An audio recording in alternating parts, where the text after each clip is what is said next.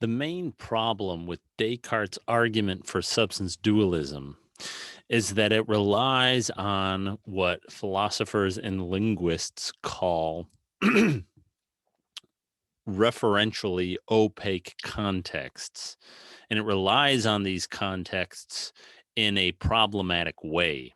It's okay for an argument to rely on them or to use them, but the way in which this argument does renders it arguably unsound. Okay, so what exactly is the problem? How exactly does this work? I think the best way to see the problem is by considering a kind of illustration of the problem, an example of the problem. So let's start with that first claim of Descartes' argument for substance dualism, that big long thing, right? That in a previous video, right, we tried to simplify it down to if P and Q, then R. If one can vividly and clearly understand X without understanding it to be Y, and if one can vividly and clearly understand Y without understanding it to be X, well, then X and Y are not the same. They are not identical. This premise, people have argued, is problematic. It runs into this problem that I was describing earlier with opaque context and whatever. We're not going to worry so much about what all those words mean. To see the problem that it runs into, let's try a different example. We're not going to look at the mind and the body. We're going to look at something else. I assume that all of you are familiar with, or just in very vague outline at least, the story of Superman, right? So Superman is a superhero. He's got an alias, Clark Kent, right? So Clark Kent is Superman when he's trying to pretend to be a normal human being or whatever, and Clark Kent's got a job at the newspaper or whatever. Okay, fine. And Lois Lane is friends with Clark Kent and friends with Superman, but she doesn't know that they're the same person, or at least she doesn't for a long time, or whatever. She finds out of it, whatever, right? We're assuming she doesn't know that they're the same person, right? For a long time, she didn't know they're the same person. Superman was able to keep his identity as Superman, or his identity as Clark Kent, kind of separate and hidden from her. Okay. Well, we can use this example to show what's problematic about Descartes' argument. So we can say something like this. Look, Lois Lane, she knows Clark Kent. she knows him very well, and she knows, and when she thinks about Clark Kent, Superman doesn't come into her mind at all. Right? No, Clark Kent, he's the guy with glasses. He works at the newspaper with me. He whatever, right? He's a nice guy. He's at the newspaper. That's Clark Kent. And nothing about Superman there at all.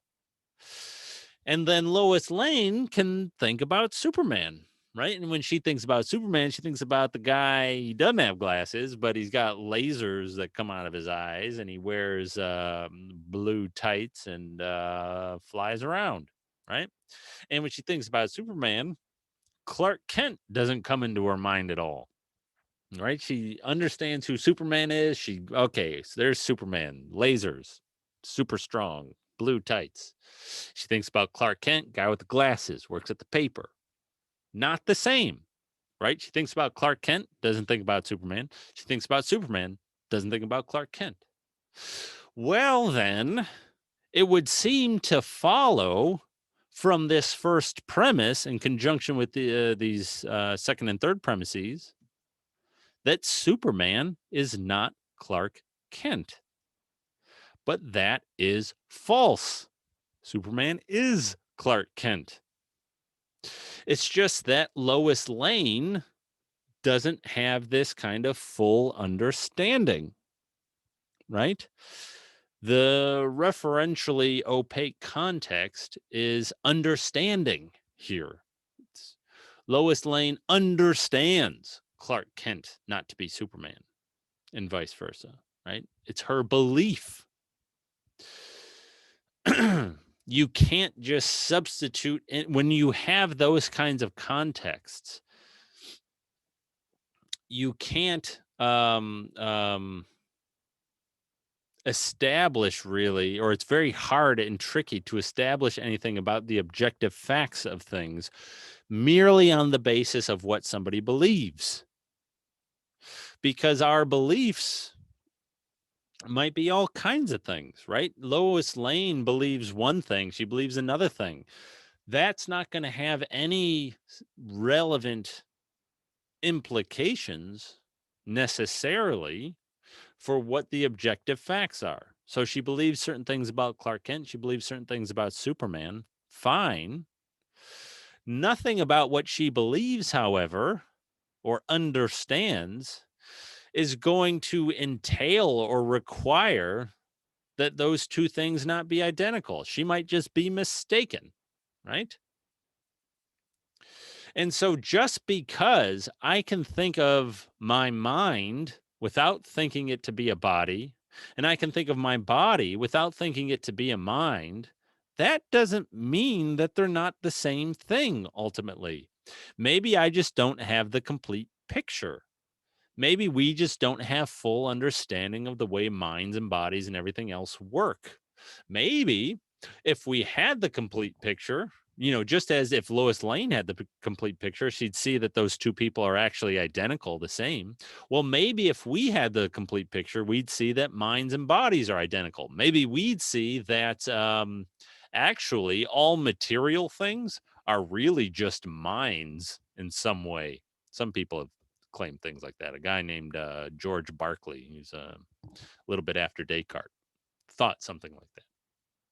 So maybe the only thing that's really real are minds and mental things. Maybe we'd see that if we really understood things. Or maybe if we really understood things, we'd see that the only thing that's really real are bodies, and that minds are reducible to bodies, right? The mere fact that when we think about minds and when we think about bodies, we can think about those things without referencing the other, that doesn't entail that they can't be the same.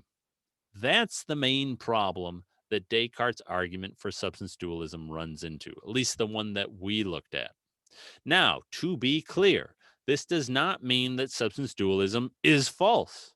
It just means that Descartes, here at least, if you think this problem is compelling, Descartes here at least doesn't give us a good argument for substance dualism.